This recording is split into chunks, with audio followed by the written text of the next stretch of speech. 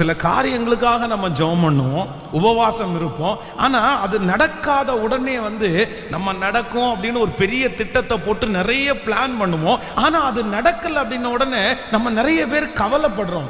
ஆனா ஒன்று நீங்கள் மனதில் நினைத்து கொள்ளுங்கள், உங்களுக்கு என்று ஆண்டவர் ஒன்றை வைத்திருப்பாரானால் அது கண்டிப்பா உங்களுக்கு தான் அது கிடைக்கும்.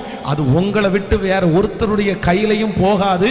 அப்படி ஒன்று நீங்கள் அவ்வளவு ஜெபம் பண்ணியும் உங்களுக்கு கிடைக்கலன்னா அதை குறித்து ஆண்டவருடைய பிள்ளைகள் ஒரு நாளும் துக்கப்படக்கூடாது. நீங்க என்னதான் படணும் அப்படின்னா சந்தோஷம்தான் படணும். ஏன் அப்படின்னா கர்த்தர் ஏசேக்க உங்களுக்கு கொடுக்கணும்னு நினைக்கல, ஆண்டவர் சித்னாவையும் உங்களுக்கு கொடுக்கணும்னு நினைக்கல. கர்த்தர் உங்களுக்கு ஒரு பெரிய ரகபோத்தை கொடுக்கணும்னு கர்த்தர் நினைச்சிருக்கிற அந்த ஒரே காரணத்திற்காக மட்டும்தான் அது நமக்கு கிடைக்காம போயிருச்சு.